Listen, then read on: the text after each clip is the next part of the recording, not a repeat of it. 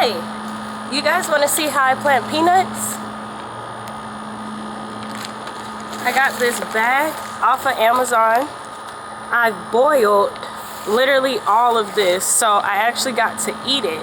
So it's super functional, multifunctional, and it's just this simple.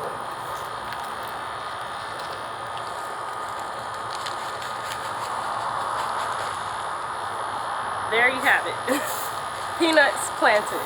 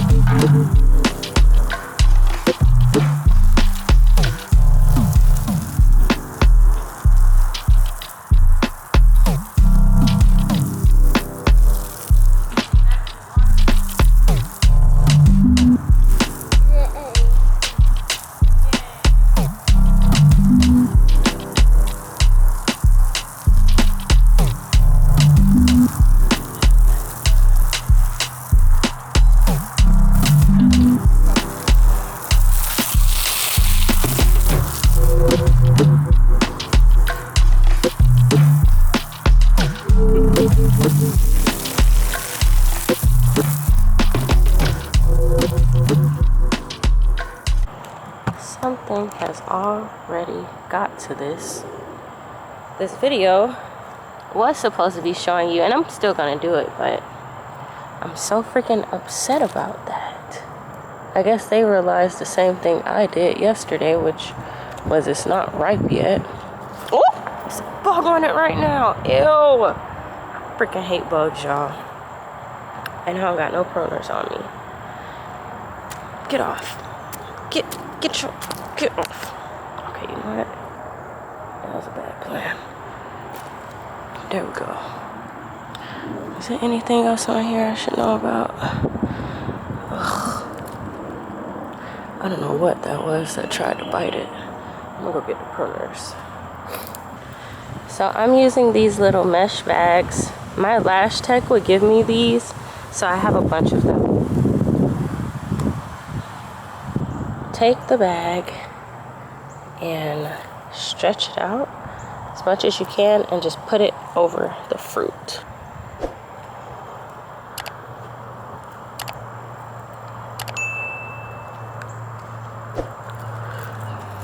And once you have it over the fruit, just pull the drawstrings. This is very hectic to do with one hand, but boom. And there you have it. Fruit protected from pests.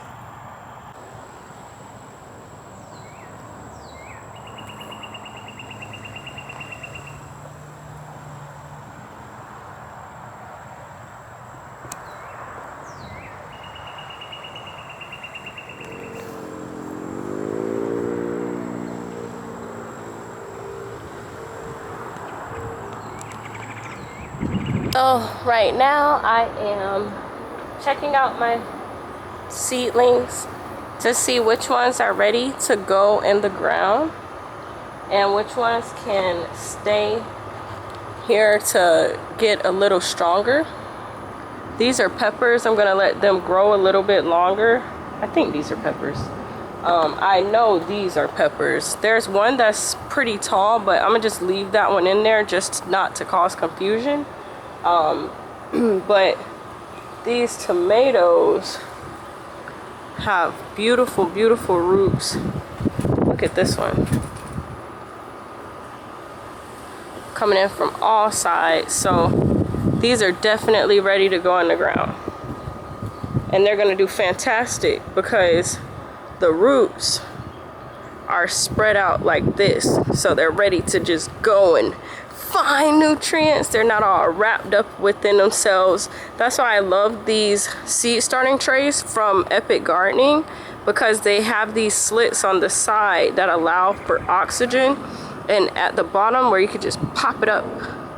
Let's show you. Oh, this one's strong. Oh, there we go. You just pop it up and put that bad boy right in the ground. So yay! Healthy seedlings. These are the best seedlings I've grown ever. And you guys saw how I did it this season. Bottom watering. If you saw my video from my, what is it called? I don't know. It's the one after the March garden tour. Oh, the one with the grubs in the garden. You'll see how I bottom water my seedlings to get this awesome healthy root system. So you too can have these seedlings. And also it took me, these have been growing for about 2-3 months. Usually I only grow my seedlings in trays like this until they're like this size, and then I try to transplant them into the garden. They get eaten up. So I definitely recommend waiting until they get much bigger to transplant them. They have a much better survival rate. And also seedlings like these, look at this. This looks a little sketchy, but since it's a tomato, all I'm gonna do is bury that and roots will grow from the stem. So it's not that bad because it's a tomato, but some of those, I don't know if you've seen what I like, perfect example, these cucumbers, they don't look the best. And they don't really have any roots growing out the bottom. So if I was to transplant these right now, I think this is actually a watermelon. Watermelons typically don't do good from transplanting. They do better from direct sowing. So if I was to transplant this, it probably wouldn't do much. But yeah, got lettuces. I could literally make a sandwich from this right now, and it's just a transplant. So this is awesome. Swiss chard, best Swiss chard I've ever grown. I'm so excited.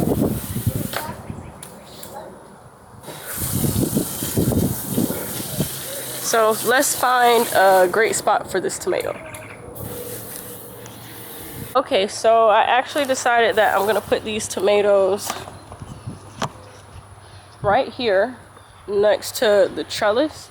As you can see, it's not that sunny right now, and this is the morning time, so this is when the sun is typically the hottest, between now and about noon, and then it starts to cool down. Not really, it's Florida. It's never really cool, but once the trellis fills in with the loofah that I'm planting here to climb up, the tomatoes will have a bit of shade. So I'm thinking this would be a good spot for them. I'm gonna let these sit here. Look at those beautiful roots, man. I can't get over that. I'm gonna let these sit here for a day before I put them in the ground, just so that they can acclimate to this spot, and then I'm going to transplant them tomorrow.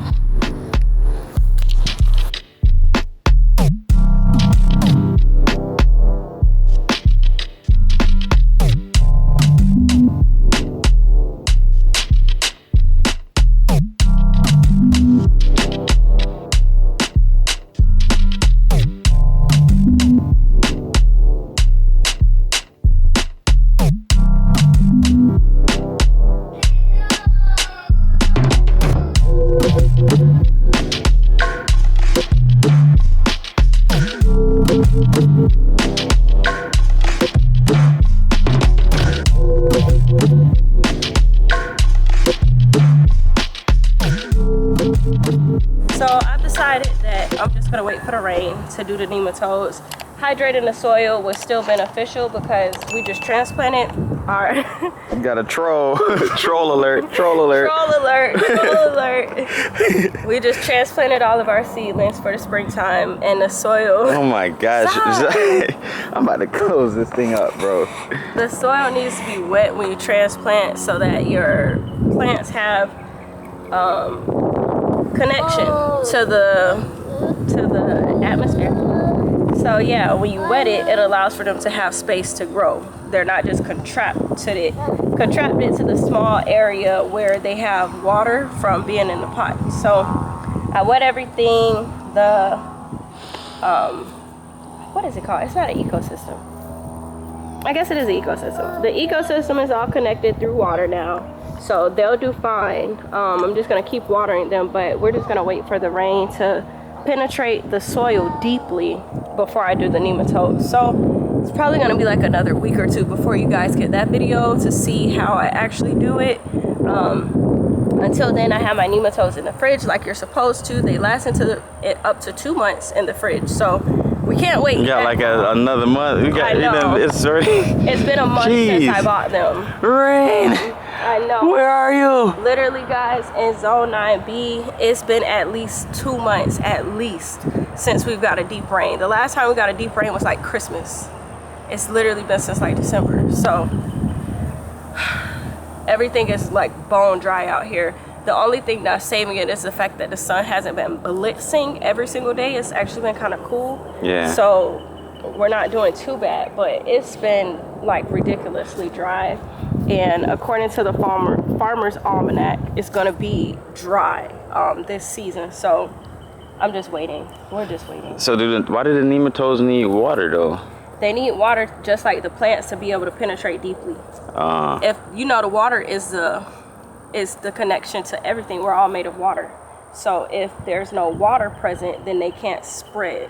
Mm-hmm. Just like it's like they're swimming like through everything. Exactly. Right. So just so that the nematodes don't stay on the surface level, so that they penetrate deeply, we need the soil to be hydrated deeply and everywhere, not just the beds. I want for the nematodes to be able to spread all over the garden, because like we had last year leaf miner borers. We also had like a lot of aphids. We had white flies. We had, I'm gonna get the book and show you guys later on what the nematodes actually target. But it's crazy, like all of the pests in the garden that eat up all of the stuff that we have, the nematodes target. So I really want it to be as beneficial as possible. So I'm having a little patience.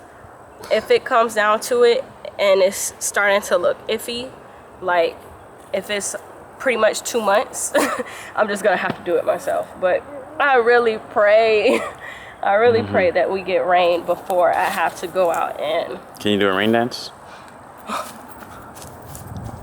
That's why it's not raining. What, rain dance sucks? If you guys tune into my garden tour from last summer, you will see how dense this bed was. It was so dense that I didn't even want to go in it. It was like I was moving things out the way to try to harvest, and for me, that's just not comfortable. I want it to be a canopy layer, a shrub layer, a ground cover layer, and a rhizome layer. So I pretty much have already planted everything. Now be the canopy layer here. I don't need any more shade. So I think I'm gonna just leave this. Matter of fact. Come on, let's get some water, bro. Want some water? Come on. You ready? Hey, Mark. Get set. Go! You guys are so funny. And then see these. These are massive. I'm gonna try to figure out a way to store these. And do what with them? Maybe like, I'm gonna pickle some of them. Some of them I'm going to try to can, like cook and salt. So that, and then some I think I'm gonna make like a bake. Or we could grill them. I don't think I've had grilled carrots before, other than like the carrot dogs.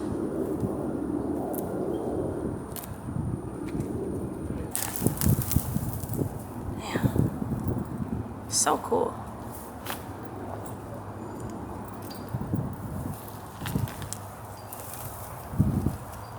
So satisfying. No!